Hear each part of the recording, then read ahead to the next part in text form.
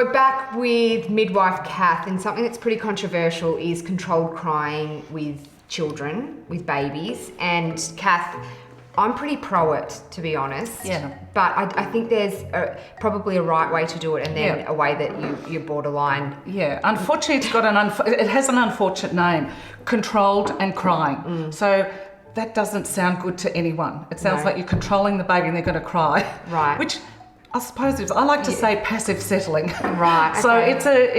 it just has got a bad name. But personally, as a maternal and child health nurse too, and I've been a maternal and child health nurse for over 32 years, that I've taught it to many women for those years, for 30 years, and also did it with my own son. And I still help women, but I have very strict guidelines with the babies.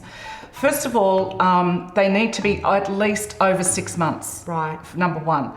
And they need to be at least over 8 kilos. So one or the other. Right. Okay. Because anything before that, they need to be fed. They need food. They need extra food. So if you've got a little baby who's crying, you don't try and control cry them to sleep. You need to feed them. Right. So if you've got a baby of 7 months who's 8.5 kilos and who's waking every 2 hours for a breastfeed, and mum's exhausted and dad's exhausted too, that's a perfect way to help a baby with controlled crying. The good thing is it works. Right. But you have to do it properly. And you have to be quite tough with it, don't you? Because when I would do it with ours, my partner would be like, ugh, because it's awful to hear baby It is awful, cry. yeah. And, as I said, I've done it with my own son, so I know what it's like to stand outside the door and say, sorry, but this is going to work. When they go to sleep, it's one of those things in parenting, you think, oh, actually, I feel quite successful. He's gone to sleep, and then he sleeps. The thing with controlled crying, the first time you do it is the worst. Yeah. The other thing with controlled crying is that they must go to sleep. Right. Okay, the aim of it is that they have to end up going to sleep, because if you do it for a half an hour and then you go in, pick them up and feed them, it just doesn't work.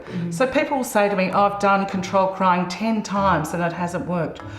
You have to do it properly. Right. Yeah. And so what do you think is doing it properly? Doing it properly is that I would do put the baby into the bed nice and safe, and it's over 6 months, over 8 kilos. So by that stage it would be out of a wrap and in a sleeping bag.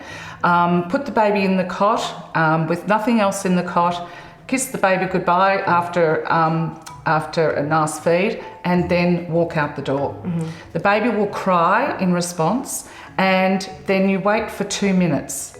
And after the 2 minutes, you go back in and you just reassure the baby. And you say, it's okay, baby. So not picking the baby up? You can pick the baby up. It just makes the process longer. Right. So you go, baby Lachlan, you're okay. Mummy's here, good boy. You're going to go to sleep. I'm going to come back. You're okay. And by this stage, they sort of settle down a bit. So that's sort of 15, 20 seconds, and then you're out the door. Right. Then when you go out the door, the crying escalates.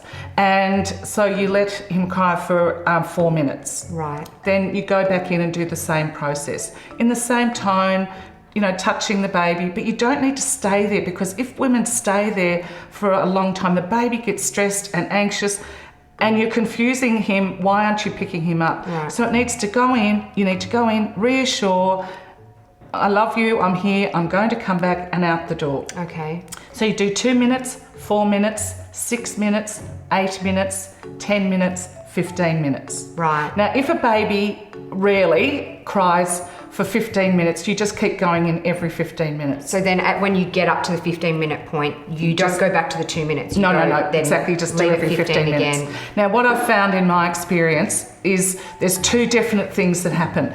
Usually about the 6-minute period, between the 6 and 8 minute period, the baby has even if it's a 2-second stop, they stop crying, and then they start again, you've won it. You're nearly there. Do you know what I mean? Yeah. And then they tend to escalate again, and then all of a sudden they just stop. Right. And then you look at each other and you think, we've what's bloody wrong? done it! I don't know what's wrong with them. But these days with monitors, it's really good because you can actually see that the baby's gone to sleep. Yeah, the right. first time is the hardest. It may take a half an hour, it may take an hour, it may take 20 minutes, but you've got to get the baby to go to sleep. And use that for all sleeps, for during the day and Well, for I at night? start at the nighttime sleep, so after the bath and the nighttime sleep, so it'd be 7 o'clock or around that time. Now, if the baby re-wakes at midnight, for example, I would let the baby cry first for 2 minutes and then go in. Right. And then you let the baby cry for 4 minutes, and usually that's all they need to settle back down. At night If the baby wakes again at like 2 o'clock in the morning, I would go in, wait for 2 minutes, and then go in. Really, they get the message very quickly. And in terms of feeding during the night, when do babies stop needing to be fed during the night and just maybe control crying to get back to sleep instead of feeding? Well, I tend to do a dream feed, which is giving a bottle of formula at 10 o'clock when the baby's actually asleep. To about, maybe 9-10 months. And it's, again, every baby's different. Some babies may want it for 12 months, some babies stop at 6 months, so everyone's different. And then some babies usually, it's all to do with their weight gain. Right. So if they're usually over 8 or 9 kilos, they don't need to be fed. Right. Because they've got the capacity to sleep through. So you can do the controlled crying. You actually can do the controlled crying. So the few things, they need to be well. You don't ever do this on a sick baby, ever. If they're teething, it's often good to give them a dose of panadol before you start the process.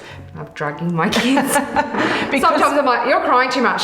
Nurofen, that's bad, but it's true, let's be honest. But so the panadol, what it does is it helps the parents because you think, at least he's not in pain. Okay, so you've taken the pain away. And babies do wake up because of teething. So if it's that issue, the other thing is that you need to do it in your own home.